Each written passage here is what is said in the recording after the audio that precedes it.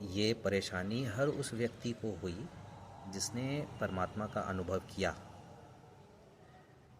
परेशानी क्या है कि परमात्मा के अनुभव को, परमात्मा के आनंद को, परमात्मा के स्वाद को व्यक्त कैसे करें, शब्दों में कैसे बताएं न जानने वाले को कि परमात्मा की अनुभूति क्या है। ये समस्या जटिल इसलिए है क्योंकि परमात्मा को निशब्द कहा गया है, उसे निराकार कहा गया है।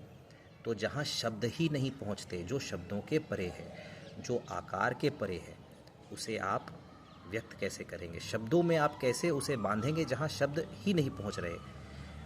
आकार कैसे बतलाएंगे? उसका रूप कैसे बतलाएंगे जिसका आकार ही नहीं है? क्योंकि हम चीज़ों को सुन के, देख करके, छू करके, चख करके सुन, तो ऐसे इन इंद्रियों से हम उसे जानते हैं। लेकिन जो हर इंद्रिय के परे है, तो उसे हम बतलाएं कैसे? उसकी अनुभूति कैसे हो? उसे व्यक्त कैसे करें? ये परेशानी होती है।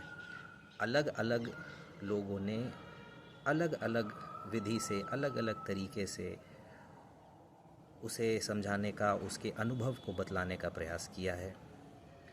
किसी ने लिख करके, किसी ने गा करके, किसी ने नाच करके, किसी ने बड़े वैज्ञानिक तरीक़ों का इजाद करके उसे समझाने का, उसे प्राप्त करने का तरीक़ा बतलाया है।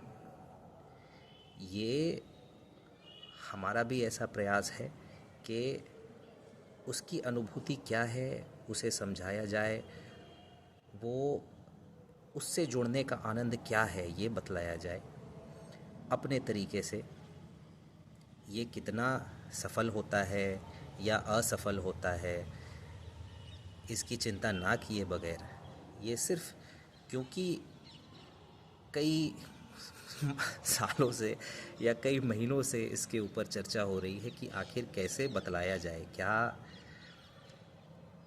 किन बातों को आगे रखा जाए जिससे ये message, how to deliver the correct message, how to take forward the correct message so as to make people understand what it is.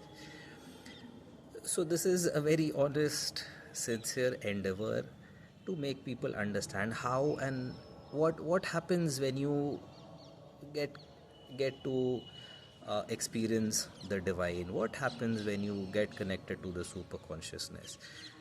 So this is just an honest effort in that direction, and let's see how it goes. Let's see, because it is still very unplanned as to how to bring forward the message, how to how to create a structure of the whole thing.